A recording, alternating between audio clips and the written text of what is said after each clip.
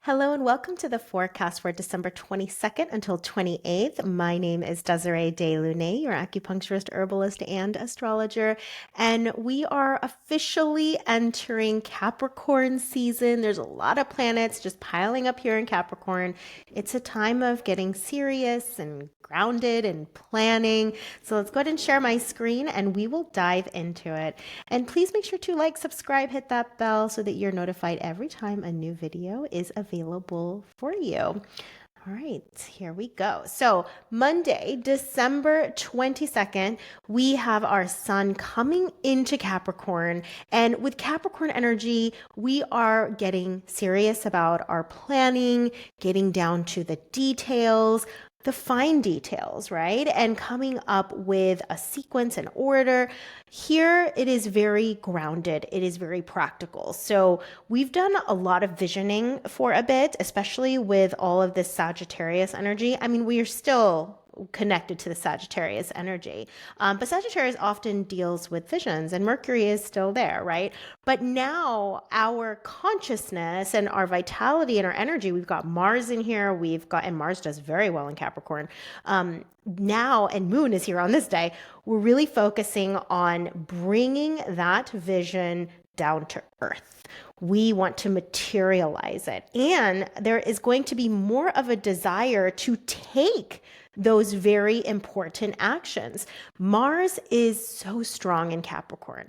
Now, there is a little fine print though. It is in combustion. So when Mars and Sun are pretty close together within 8 degrees, that planet is combust. Actually, Venus is combust too.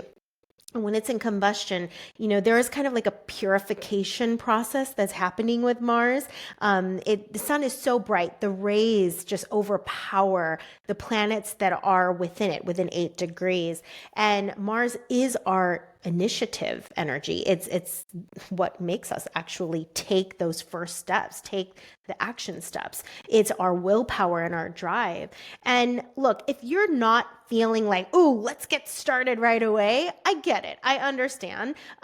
Plus, it's the end of the year. So, but we're kind of beginning this process. We're just getting introduced into this Capricorn energy right now. But as soon as like Sun comes into Capricorn, it has these squares. It's squaring both Saturn and it's squaring Neptune. And Neptune can bring some fogginess and confusion. So look, we might start entertaining the idea of, all right, how do we make this real? How do we get real practical about this new vision that I have? But if it's not fully crystal clear to you yet on this day, that's fine. There's a lot of that fogginess happening this week, largely because of Neptune's involvement and how Neptune's going to be touching a lot of these other planets, because that's the thing with Neptune. It can reveal a lot and it can really improve our intuition and understanding. But when it's in these really rough conversations, like the squares, there's a lot of tension, there's a lot of conflict here, then Neptune can bring fogginess and cloudiness and confusion. So just take in, reflect, review, come up with some possible ideas, but we're not making major commitments right now. We're not making major commitments with all this Neptune fog that is around. And plus, Mars is combust. So you may have like this, I do want to act, I want to start doing things, I want to take this first step, but it's combust too. So when it's combust, there is like a purification process. We want to review more internal. Let's just think about the ways we could act right now. And then by the time when all this fog clears up, okay, we're ready to go. All right, so that's our Monday. And Moon is also, actually, here's the thing, Moon on Monday, it's in Capricorn in the morning, but you'll notice that pretty much by I'd say like 11 o'clock my time, so that would be maybe Central.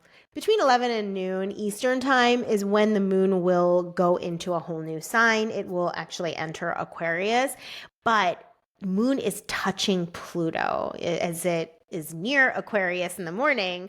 But then once it goes into Aquarius, it's conjunct Pluto.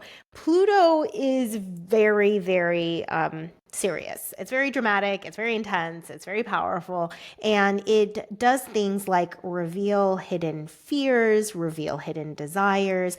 It's actually quite an alchemical planet. So we could even go through this emotional healing and transformation and change. Sometimes when Moon is talking to Pluto, we confront something about ourselves or a feeling that we have that we did not want to feel or did not want to look at, like the things that we hide underneath the rug or avoid or deny, like they are kicked up, like a geyser. Like it is, wow, here it is. And so emotions really intensify when there is especially a hard aspect. This would be considered a hard aspect to Pluto. When Moon has a hard aspect to Pluto, it's not always picnic and rainbows. So if you feel fears just, like a boil popping, right? It's really strong and it's really overwhelming and intense.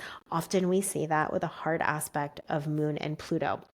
Now, another thing too is that we have Jupiter in opposition to the Moon, especially in the morning, and this can cause some like emotional overwhelm, especially with Pluto as part of the conversation. So if you're feeling overwhelmed today, feeling overwhelmed with, anxiousness or fear or self-doubt or anything like that, even low sense of self-worth, like this, it's not uncommon. It is fleeting, and most likely towards the later afternoon, you should feel a lot better.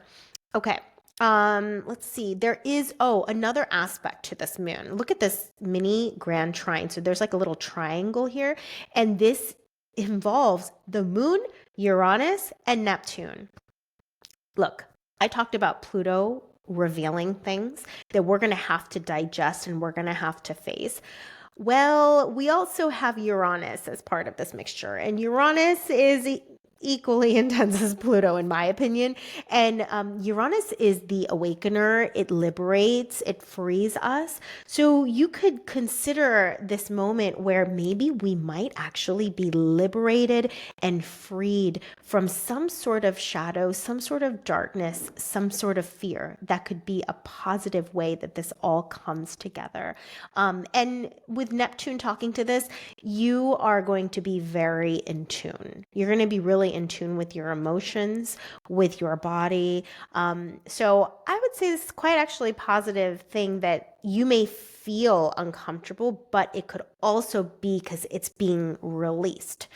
Pluto is also a purgative, so it comes to the surface to be released. And then especially with the help of Uranus, you might actually free yourself from something difficult, from some sort of pain, or maybe enter a new phase or like when you think about the different stages of grief or loss, trauma, for example, with this configuration, I can see someone now transitioning into a new phase around a certain situation. So Uranus is having a good conversation. So I'm thinking more like being freed, being liberated, or having a sudden like emotional awakening and awareness that you're feeling and understanding your situation from a whole different level, from a whole different perspective.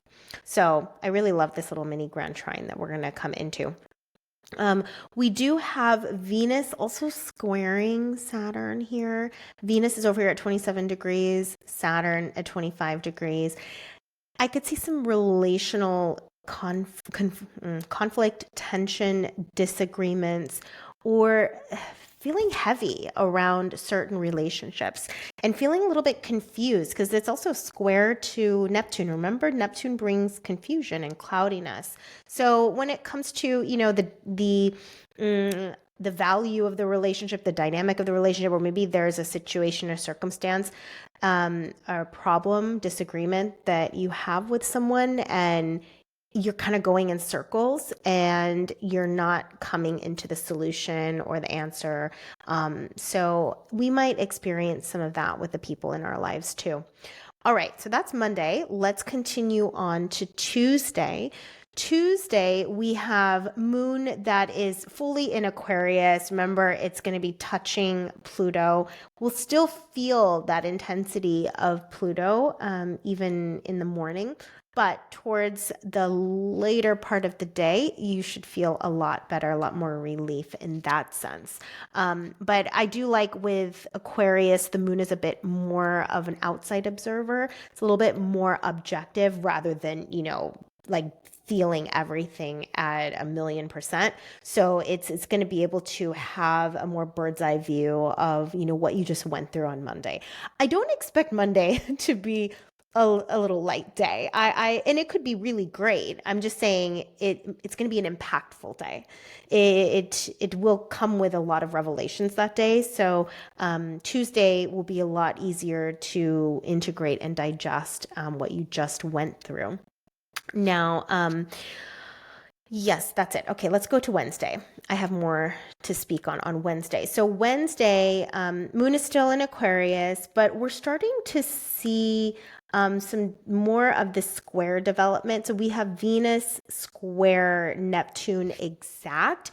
And here, there is just something that is foggy about a relationship that we have. There might be some disappointment that we experience, or we just need some space and separation as well. That might be needed, but there is some positive things about squares. It's not always just difficult things. It can really stimulate your creativity, your ability to vision, your artistic abilities. So if you are artistic in nature, this might be actually a potent time for you where you have access to new ideas or approaches in the way that you create something. So I do love that feature. We still have this square between the Sun and Neptune and Saturn to a certain degree. So, and then Mars is still in combustion, and we're still in this kind of I want to act. I think I have an idea, a plan that I want to implement right now. But there's some restraints. There's a feeling of constriction, restriction, and it's just holding us back and tying us down. And that is going to clear, hopefully by this week, towards the end of the week. But that's in the air, all right? That's in the air. So don't be so alarmed if you're like, I really want to go, but why am I coming up against so many blockages and so many obstacles and hurdles that keep getting in the way? And so that's the nature of how this is. It's like I said, a refinement process. We're really refining the details, refining the plans, refining how we want to direct our energy. That's the thing with Mars and Capricorn. Mars and Capricorn is strategic action. It is not reckless. It is not impulsive. It's very calculated and measured. So I feel like we're just putting in the final touches here, and then Mars will be free to just go and do what matters and what's important. On Thursday, we've got moon that moves into Pisces. So now we're in the water sign, and there's a little bit more fluidity here. There is emotional intelligence, awareness, also creative energy is going to rise. There might be a need for more rest as well, more of the dreamlike space. And Mars is still combust, so it works. Not only that, we have Venus entering Capricorn, so that's another big change. Venus has been in Sagittarius for some weeks, and Venus is also sextile the moon. Actually, moon is sextile all of these things. So if we had some conflict, yesterday, we should have more connection today when it comes to close relationships. For example, that moon and Venus sextile, and moon being in Pisces, this brings softness, this brings compassion, understanding, empathy. And Capricorn by nature, it's not very emotionally reactive. It is grounded and it's more objective in nature. So there is a lot more open-heartedness to listen to the other side, the other perspective. So that's really nice. And that sun it's freeing up from that square to Neptune. We still have a little bit of a square, but it is lessened. So we're going to move away from that cloudiness and that fogginess that we talked about earlier. So I do love this moon, really like checking in with Venus and Sun and Mars, making sure that our purpose, our identity, what we value, and what we're going to put all our effort and energy into is really aligned. And you're going to feel everything that Venus, Mars, and Sun are going through in Capricorn. We're going to feel it in our body. We're going to feel it in our emotions, but also, again, our physical body. Okay. And then on Friday, we have another stabilizing feature here where moon is in Pisces, yes, and it is very intuitive and emotionally aware, but it's also talking to Saturn at the beginning of the day, and eventually it'll talk to Neptune. But here in the morning, we'll see that moon and Saturn are close. And Saturn is grounded. Okay, it's very practical. It's very realistic, and Moon is also communicating with Mercury in a square here. That can bring a little conflict between what you're feeling and what you're thinking, but there's a mitigating factor. We have Jupiter that is also talking to both Saturn and the moon. Jupiter brings even more emotional intelligence and awareness, but Jupiter also brings growth and expansion and a vision that is aligned. A vision that is aligned, a dream that is aligned. Moon talking to Neptune is also really also connected to our vision and our dreams. And that's how I see a lot of this year is we're refining. We're refining our plans and our intentions for 2026. Because remember, 2026 is the year that the world completely changes and the old world is completely gone, especially by summer. So it's like our vision is getting massaged. It's getting fine-tuned, it's getting refined, and we're sharpening our focus, we're sharpening our actions. So this moon is doing well here. I like it in Pisces. I like how it's communicating with the Saturn and Neptune and also talking to Jupiter too. And Jupiter brings opportunities. It opens doors. It also expands our vision and our mind and just our perspective too. So I feel like there's a nice mixture of grounded energy as well as expansive energy and creative energy that we have available to us. I feel like it's very complementary what we have available for Friday, very balanced. Okay, so that's Friday. Now, if we take a look at Saturday, Moon goes through a big change. It is moving into Aries, which is action-packed. Okay, it is about taking action.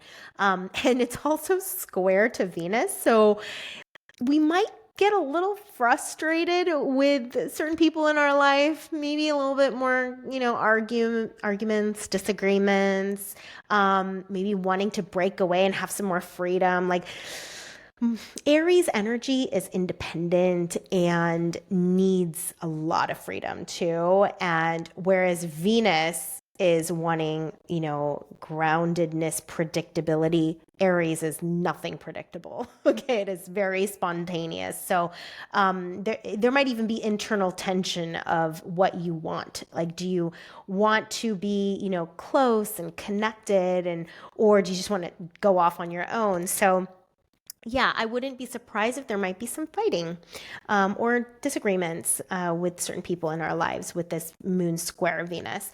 But Aries in general, it is independent, and it is very passionate, and it's very fiery and wants what it wants and does what it wants.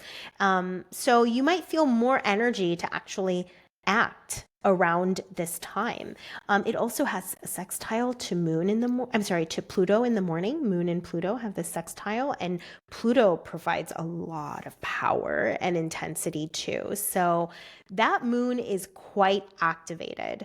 But it does have square also to Sun. It does have square to Mars as well.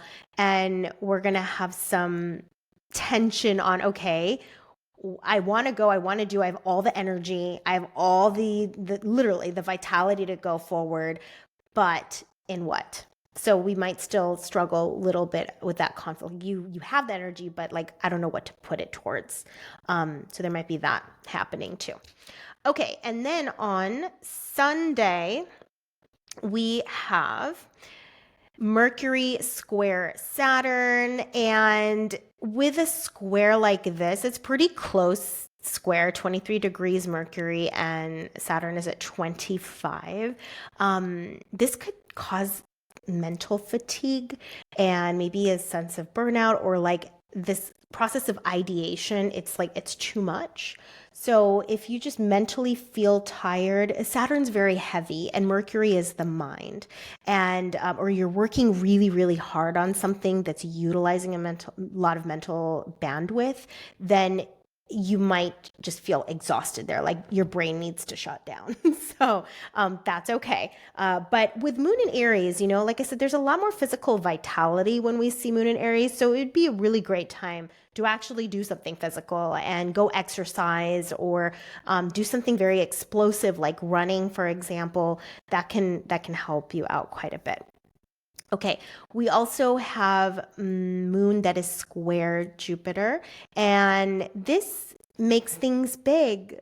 So even I wouldn't be surprised if there's some emotional and mental exhaustion and overwhelm from all of these squares that are happening. So like I said, I would get some good physical activity at this time. One thing that is nice though is that we have a trine between Moon and Mercury, so you're able to at least like express yourself and express the feelings that you have. I love the congruence between the mind and the heart. That's how I see a Moon trine Mercury, the mind, and then the Moon dealing with the emotions. So it's just going to be a lot easier to express yourself. And what's really nice is we had all these squares to Saturn and Neptune from these three planets of Mars, Sun, and Venus.